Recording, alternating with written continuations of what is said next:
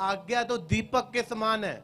जब हम आज्ञा मानते हैं तो परमेश्वर के लिए हम उस जगह को बनाते हैं जो दीपक के अंदर जो जगह होती खाली, तो हमें दीपक मिलता है तब जब हम आज्ञा को मानते हैं। परमेश्वर ने इस्राएलियों को एक ही बात समझाते रहे 40 साल, मेरी आज्ञा को मानो, आज्ञाकारी बने रहो, ताकि तुम्हें वो उस दीपक जैसी एक जगह मिले जहां पे परमेश्वर ऑयल को डाल सके और धागा लगाकर वो उसकी लाइट जल सके। समझ आ रही कि नहीं आ रही आपको? दीपक अकेला दीवा खरीद के ले आंदे बाजारों, ऑयल उसमें डाला जाता है, धागा डाला जाता है, फिर लाइट जलती है उसकी। पुराने समय में आज से 20 साल 25 साल पहले 30 साल पहले लोग कांच की बोतल लेके उसमें ऑयल डालकर और कोई भी कपड़ा डालकर उसका फीता निकाल के जलाते थे। पता कि नहीं पता? आजकल तो एलईडी बल्ब लगे हुए हैं, मगर लिखा आज्ञा क्या है? वो दीपक है, एक दीपक के समान है। जब हम आज्ञा को मानते, परमेश्वर ने कहा पहले आज्ञा तो मारो, हे मेरे पुत्र अपने पिता की शिक्षा को ना भूल जाना, अपनी मां की शिक्षा को ना भूल जाना, पिता की डांट को ना भूल जाना। आज दीपक हो सकते हैं, इसलिए कहा जब हम भजन संहिता पढ़ते 119 वहां पे लिखा तेरा वचन जो है मेरे पांव के लिए दीपक है और मार्ग के लिए उजाला है। दीपक और उजाला।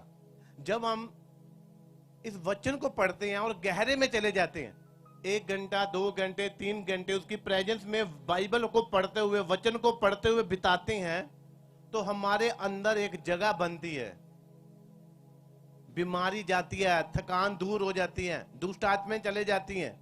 तब वो एक दिए के समान क्या खाली जगह बना देता पवित्र आत्मा, ताकि वो वास कर सके उसके अंदर, वो ऑयल डाल सके उसमें। मैं समझाता हूं आपको।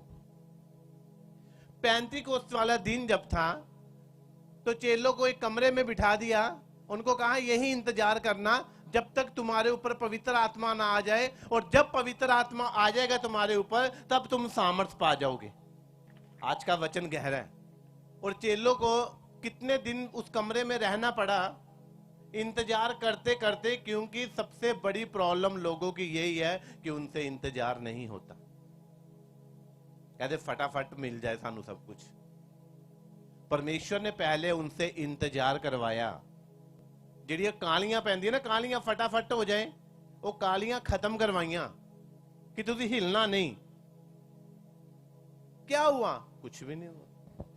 लास्ट हफ्ते मैं अपने प्रेयर टावर पे था, हिमाचल में प्रेयर करने के लिए गया हुआ था। मैं वहां पे मैंने रूम लिया हुआ था, तो कुछ विजिट थी वहां पर, वाइफ भी थी मेरी। वहां पे हम गए, विजिट की, हमने मिले, लोगों के लिए प्रेयर किया। उसके बाद इनको मैंने भेज दिया। तो मैंने इनको कहा कि आप फोन भी ले जाओ। क्यों? क्योंकि आजकल लोगों की जो जिंदगी है वो फोन के साथ इतनी लगी हुई है, पता नहीं की हो जाना। अगर मोबाइल हमारे पास नहीं होगा, पता नहीं की हो जाना। मगर मैं इस बात को जानता था कि ये एक कोई भी बात है वो हमें थोड़ी देर के लिए प्रेशर देती है, उसके बाद सही हो जाता है। तो मेरे मन में पहले आया कि अगर कोई जरूरी मैसेज मैंने देना हो, या मेरे पास टीम का मैसेज आना हो, मिनिस्ट्री की ओर से फोन आना हो, तो कहां पे बात होगी? मैंने कहा परमेश्वर मैं पूरी तरह तेरी हजूरी में बैठना चाहता हूं। कोई फोन नहीं, कोई फैमिली मेंबर नहीं, कोई टीम मेंबर नहीं, परमेश्वर सिर्फ तू होगा और मैं होगा। तो फोन के बगैर कुछ भी नहीं हुआ, बल्कि और अच्छी तरह काम हुए। तो हमें ऐसा लगता है कि यदि मैं अपने शराबी दोस्त को छोड़ दूंगा, या अपनी मौसी को जो मुझे चर्च जाने से रोकती उसको मैं छोड़ दूंगा, तो पता नहीं क्या हो जाएगा। कुछ नहीं होने वाला। मौसी ने कभी उन्हें राशन पा के थोड़ी देना थानू, तो राशन तो वध के कोई चीज नहीं। मौसी पेट नहीं भर सकते, रिश्तेदार भर सकते पेट है? कभी राशन डाल के देते वो? तो इससे बड़ी बात क्या है? बस राशन होना चाहिए। समझ आ रही कि नहीं आ रही? कोई कुछ नहीं देने वाला परमेश्वर को छोड़कर, क्योंकि यदि तोड़ोगे नहीं तो बढ़ोगे नहीं। यीशु मसीह ने रोटी तोड़ी, तभी वो बढ़ती गई। और 5 रोटियां 5000 लोगों को खिलाने पर भी बच गई। इसका मतलब है कुछ चीजों को आपको अपनी बॉडी से अलग करनी है, कुछ को छोड़ना है अपने। कईयों की संगति नहीं करनी, कईयों की करनी है, ये आपने देखना है। अब्राहम ने सोचा था कि परमेश्वर मुझे संतान दे दे। कितनी बार शिकायत की उसने परमेश्वर के साथ कि मुझे संतान दे दे, मुझे एक बेटा दे दे, मुझे वंश दे दे। तो परमेश्वर ने कहा नहीं, पहले तुझे नौकर चाहिए, तुझे भेड़ बकरियां चाहिए, तुझे ऊंट चाहिए, दास दासियां चाहिए, तुझे अमीर होना चाहिए पहले, ताकि उस बच्चे को पालने के लिए, उसकी देखभाल करने के लिए तेरे पास दास और दासियां हो और तू फ्री होकर मेरी प्रेजेंस में बैठ सके। अब्राहम सोच रहा था मुझे वंश नहीं दिया। परमेश्वर कहता मैंने तुझे बुलाया है, मैं अपने तरीके से तुझे बनाना चाहता हूं। आज आपको परमेश्वर ने चर्च में बुलाया, वो अपने तरीके से आपको आशीष देना चाहता है। आप बोल रहे हो पहले मेरे बच्चे की शादी हो जाए, पहले मेरा पति शराब छोड़ जाए, पहले मेरी बीमारी चंगी हो जाए। वो कहता पहले तेरा फाइनेंस अच्छा होना चाहिए। मैं कमजोर हूं, मैं बीमार हूं। परमेश्वर कहता पहले तुझे सामर्थ्य होना चाहिए। जिस दिए में बहुत टाइम तक, महीनों तक, सालों तक ऑयल नहीं डाला जाता, वो बत्ती भी सूख जाती है और दिया भी सूख जाता है। दिया है मगर ऑयल नहीं है, इसलिए लाइट नहीं आ रही। कितने जने समझ रहे इसको? हालेलुया। तो पेंतीकोस्त वाले दिन चेले बैठे हुए हैं, पता नहीं कब परमेश्वर की प्रतिज्ञा पूरी होगी। और बाहर जितने अलग अलग देशों से लोग आए हुए थे, वो पर्व मना रहे थे। बहुत शोर मचा हुआ था, कोई नाच रहा था, कोई झूम रहा था। जैसे क्रिसमस आता है तो क्रिश्चियन लोग डीजे लगाते हैं, पंजाबी गाने लगाते हैं, दारू पीते, नाचते कूदते, वैसा शोर था उधर। परमेश्वर के लिए नहीं था, लोगों को खुश करने के लिए था।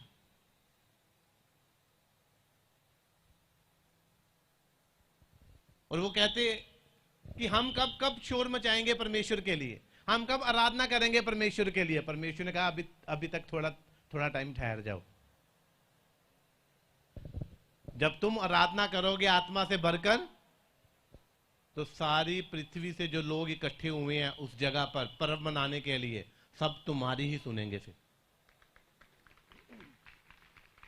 करने दो, आपके पड़ोसी ने मकान डाल लिया, गाड़ी ले ली, अच्छा फाइनेंस है, होने दो, वो उसके लिए, आप देख चुकी हो। परमेश्वर अपने विश्वप्रेम करने वालों के लिए ऐसी आशीषें रखता है जिनको कभी किसी ने ना देखा, ना सुना, ना किसी के मन में उतर सकती वो बातें।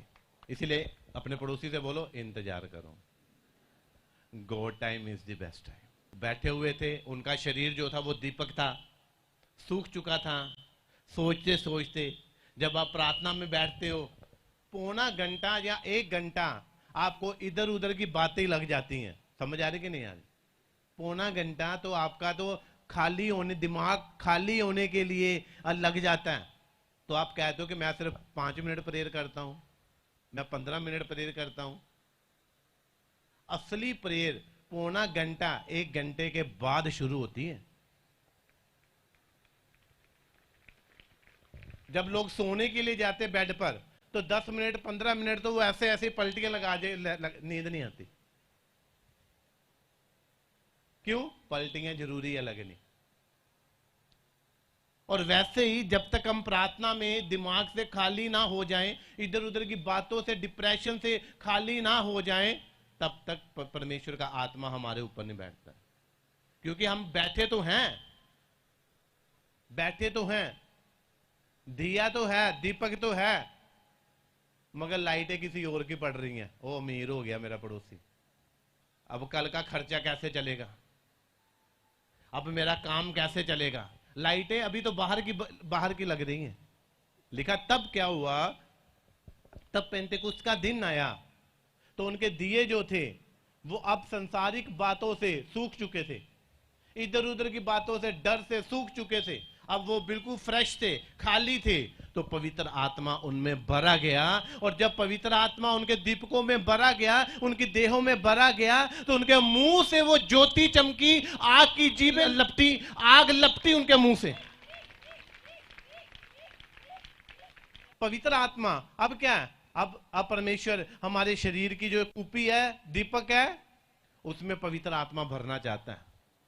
लिखा तब तुम बोलोगे फायर, फिर फायर होगी, तब आग लगेगी शैतान को, तब आग लगेगी बीमारियों को। लिखा इसीलिए उनको भरा गया, फिल किया गया। पिंतेकुस्त वाले दिन उन्हें आत्मा से, पवित्र आत्मा से भरा गया। लिखा आग की जीभें निकली उसके मुंह से, वो ज्योति थी। आज्ञा मानने के बाद क्या हुआ? उनके ऊपर ज्योति आई, उनके ऊपर ज्योति चमकी, परमेश्वर की लाइट चमकी उनके ऊपर। आग की जीभें, आग की लपटें, वो अलग अलग भाषाएं बोलने लगे।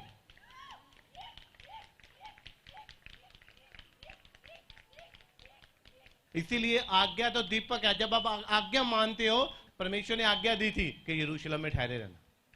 उन्होंने आज्ञा को माना, अपने आप को प्रिपेयर किया, अपने आप को खाली किया, तो परमेश्वर ने कुछ टाइम दिया ताकि उनकी इधर उधर की बातें सब जो है वो सूख जाएं, और परमेश्वर अपना ऑयल उनके अंदर डाले। ऑयल क्या है? पवित्र आत्मा। जब हम 10 कुंवारियों के बारे में सुनते हैं और पढ़ते हैं, और पढ़ा भी है, लिखा 5 सो गई और 5 जागती रही। क्यों? पवित्र आत्मा से जब आप भरे हुए हो, पवित्र आत्मा आपके साथ है, आप उसे मौका देते हो, तो आपको रात को नींद नहीं आएगी। सच कह रहा हूं।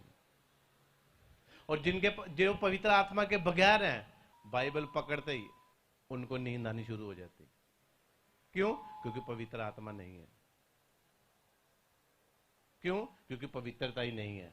प्रभु के साथ कभी चर्च चले गए, कभी नहीं गए, अभी भी बच्चों की तरह गेम है। स्कूल क्यों नहीं आए? टीचर से बोलते हैं, टीचर जी मौसी आई हुई थी घर में, इसीलिए होमवर्क नहीं हुआ। इसीलिए कल क्यों नहीं आए? पेट में दर्द हो रहा था। तो लिखा वो जो ऑयल जब उनके अंदर भरा गया, मतलब पवित्र आत्मा भरा गया उनके अंदर, तो वो ऑयल ने क्या किया? आग की लपटें, आग की जीभें उनके मुंह से निकली। इसका मतलब है जब आप पवित्र आत्मा पाते हो, तो आप खुद फायर बन जाते हो, खुद आग बन जाते हो शैतान के लिए।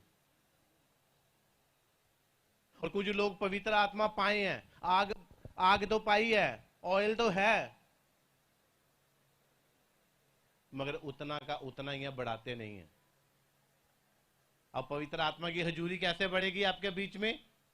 बाइबल पढ़ने से, प्रार्थना करने से, एक जगह टिके रहने से कई घंटों वो ऑयल आपके अंदर आता है। आप पवित्र आत्मा से भरते हो धीरे धीरे धीरे धीरे धीरे।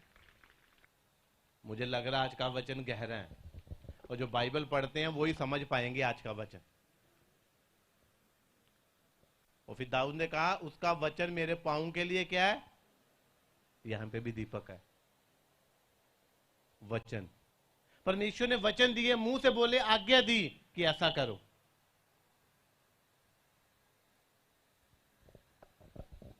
अब पतरस उस बात को नहीं पकड़ पाया।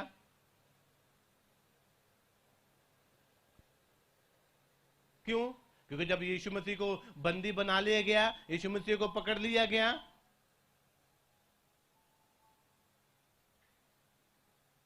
तो उससे पहले यीशु मसीह ने कहा था मैं जगत की ज्योति हूं। कहा कि नहीं कहा? फिर कईयों ने माना नहीं। फिर यीशु मसीह ने कहा अब तुम जगत की ज्योति हो, तुम्हारा उजाला, लिखा लोगों के बीच में प्रकट हो। उजाला क्या हो? उजाला। अब क्या पतरस उस बात को पकड़ नहीं पाया? और जब यीशु मसीह को पकड़ा गया गethsemane बाग में, तो पूरा ऑयल उसने खत्म कर दिया। वचन के विरुद्ध होकर उसने मरखुस जो था सिपाही, उसका कान काट दिया उसने। पूरा जोर लगा के, अब उसके पास ऑयल खत्म हो चुका था। क्यों? क्योंकि आज्ञा को उसने तोड़ दिया था। आज्ञा तो दीपक है, अगर वो आज्ञा को ना तोड़ता तो वो जलता रहता। इसीलिए कहा तुम जगत में जलते हुए दीपकों के समान हो। जगत में ज्यादा बोलने वाले लोगों के पास नहीं जाना, उनकी उनकी उनके मुंह से जो हवा निकलेगी, लिखा दीपक की लाइट डगमगाएगी। गाली निकालने वाले बुरे लोगों के लिए, ज्यादा बोलने वाले लोगों के पास नहीं जाना, क्योंकि तुम दीपक हो, तुम जगत में जलते हुए दीपकों के समान हो। तो किसी बुरे लोगों के बीच में नहीं जाना, नहीं तो बुझा दिए जाओगे। पापी लोगों के बीच में नहीं जाना, वो बुझा देंगे अपनी गंदी बातों से। अब पतरस का खत्म हो चुका था ऑयल।